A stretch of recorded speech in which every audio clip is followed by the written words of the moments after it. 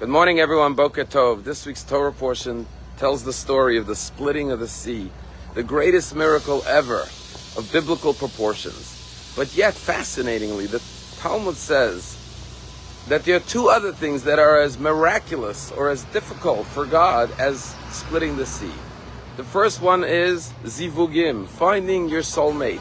God orchestrates marriages, brings soulmates together, and that's like the splitting of the sea. And the second thing is mizonotav shaladam, a person's livelihood. That is as difficult and as miraculous as the splitting of the sea, enabling people to find their parnasah, their income, their livelihood. And the question is, how could you compare the splitting of the sea to finding your soulmate or to finding a livelihood? And one beautiful answer is, it says when the Jewish people came to the Red Sea, they saw the Egyptians running after them. And they panicked. And the Talmud says there were four opinions what to do. One opinion said, let's jump into the sea and surrender.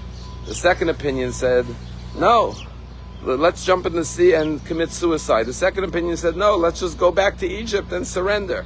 The third opinion said, no, let's fight the Egyptians. And the fourth group of Jews said, let's pray to God. And what does God say? None of the above. Go forward. And sure enough, the Jewish people went forward. Nachshon jumped into the sea and the sea split. And therefore our rabbis say the same thing is true with marriage and with livelihood. Just like when the Jewish people came to the sea, they thought they had other alternatives, but the path they could have never thought of, they could have never dreamt, they could have never anticipated that the sea would split. But God had a different plan, a better plan, a bigger plan. So too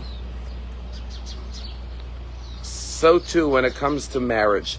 Often we have a concept of who we want to marry, the type of person they have to be, the family they need to come from, how tall they have to be, and other expectations. We have a list of what we want.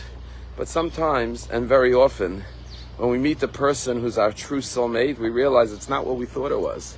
And as long as we were locked into those concepts of who the person's going to be, until we were willing to see a new path forward, we were not able to move forward.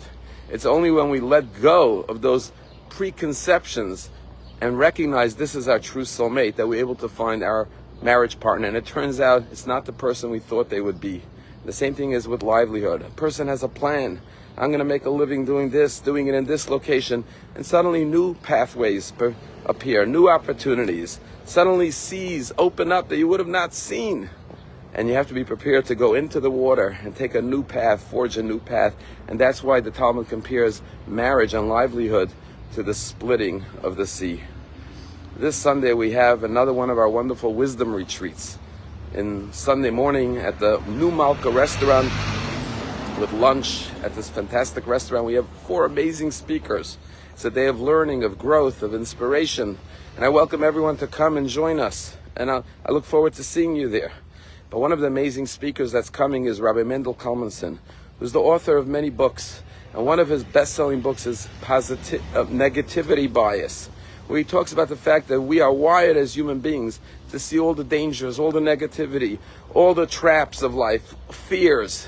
And we have to rewire our brain to think in a positive way, to see the opportunities, to see the positivity in everything. Because the way we think affects our actions and our outcome. A couple came to see me yesterday, and they, just recently the Palm Beach Synagogue got approval to expand and beautify our synagogue with a big building expansion renovation. And we went to get approval from the town council, and unfortunately a group of buildings in the neighborhood opposed us and challenged us. And thank God the town council voted to approve it so we could move forward with our expansion and the growth of our synagogue. But a couple who lives in one of these buildings called me for an appointment and came to see me. And this is what they told me.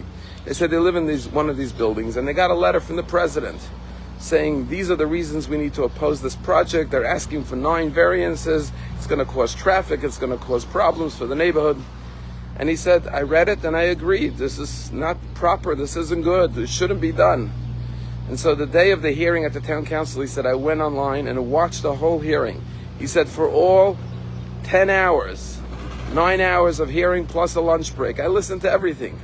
When I started to hear the presentation of the synagogue, I started to find myself agreeing with the synagogue, that the synagogue does not cause traffic on Shabbat and Sundays, and that the synagogue is enhancing the community, and that the synagogue does not pose a problem with parking, because there's plenty of parking.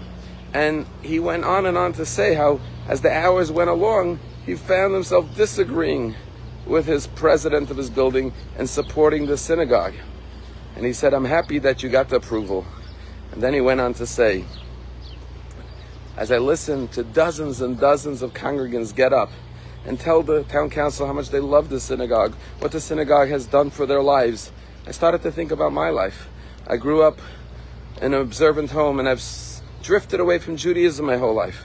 But suddenly I started to feel my connection to Judaism, and how wonderful the synagogue is, and how it's a blessing and enhances lives. And I heard the members talk with such love about their congregation.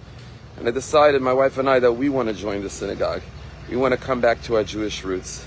Sometimes we go into something with a preconceived idea, and suddenly the sea splits, and we find that God prepared a much better path for us. Have a wonderful day. I hope to see you all at Malka Restaurant for our wisdom retreat with 4 outstanding scholars this Sunday morning.